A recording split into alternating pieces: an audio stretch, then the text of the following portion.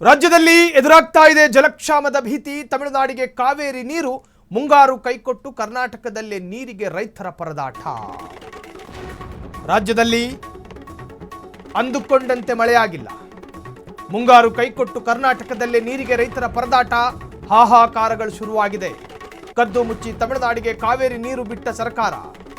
ಕುಡಿಯುವ ನೀರಿನ ಹೆಸರಿನಲ್ಲಿ ಕೆಆರ್ಎಸ್ ಡ್ಯಾಂನಿಂದ ತಮಿಳುನಾಡಿಗೆ ಕಾವೇರಿ ತೊಳೆಯೋದಕ್ಕೂ ಇಲ್ಲ, ಕುಡಿಯೋದಕ್ಕೂ ಇಲ್ಲ. 3 ದಿನಗಳಿಂದ ನದಿಗೆ ಕೆಆರ್ಎಸ್ ಡ್ಯಾಮ್ 2000 ಕ್ಯೂಸೆಕ್ ರಿಲೀಸ್ ಆಗಿದೆ. ತಮಿಳುನಾಡು ಸರ್ಕಾರ ಸುಪ್ರೀಂ ಕದ ತಟ್ಟುತ್ತಿದ್ದಂತೆ ನದಿಗೆ ನೀರು. ಬೆಂಗಳೂರಿಗೆ ಕುಡಿಯುವ ನೀರಿನ ಹೆಸರಿನಲ್ಲಿ ಕಾವೇರಿ ನದಿಗೆ ನೀರು. ತಮಿಳುನಾಡಿಗೆ ನೀರು ಬಿಡುಗಡೆಗೆ ರೈತರಿಂದ ತೀವ್ರ ಆಕ್ರೋಶ. ನಮ್ಮ ಮನೆಯಲ್ಲಿ ಅನುಕೂಲ ಇದ್ರೆ ಅಲ್ವಾ ನೇಬರಿಗೆ ಏನಾದರೂ ಕೊಡೋದಕ್ಕೆ ಸಾಧ್ಯ. ನಮ್ಮ ರಾಜ್ಯದ ಡ್ಯಾಮ್ಗಳ ಉದರಗಳು ಬತ್ತುತ್ತಿವೆ. ಅಂತರ್ಜಲ ಮಟ್ಟ ಕುಸಿಯುತ್ತಿದೆ.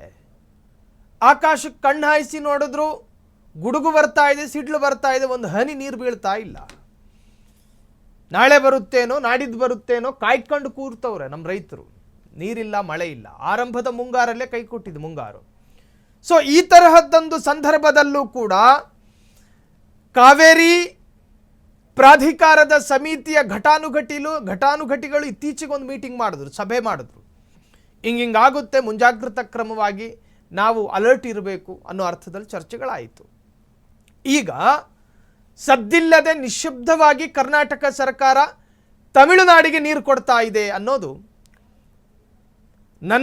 ನಿಮ್ಮಂತಹವರಿಗೆ ಇದು ನೋವು ತರಿಸದೇ ಇದ್ದರೂ ರಾಜ್ಯದ ರೈತರಿಗೆ ಅತ್ಯಂತ ನೋವು ತರಿಸುವಂತಹ ವಿಚಾರ.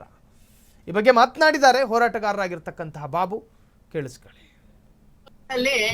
ನಮ್ಮ ಅಣೆಕಟ್ಟೆನಲ್ಲಿ ನೀರು ಇಲ್ಲದೆ, ಒಂದು ಕುಡಿಯುವ ನೀರಿಲ್ಲದೆ ರೈತಾಪಿ ಜನಗಳು ಕಂಗಾಲಾಗಿದ್ದೀವಿ.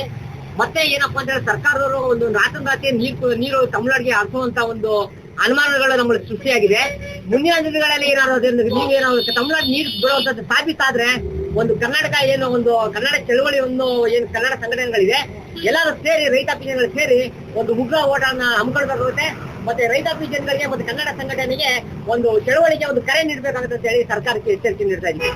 ಅಲ್ಲಿ ನಮ್ಮ ಅಣೆಕಟ್ಟೆನಲ್ಲಿ ನೀರು ಇಲ್ಲದೆ, ಒಂದು ಕುಡಿಯುವ ನೀರಿಲ್ಲದೆ ರೈತಾಪಿ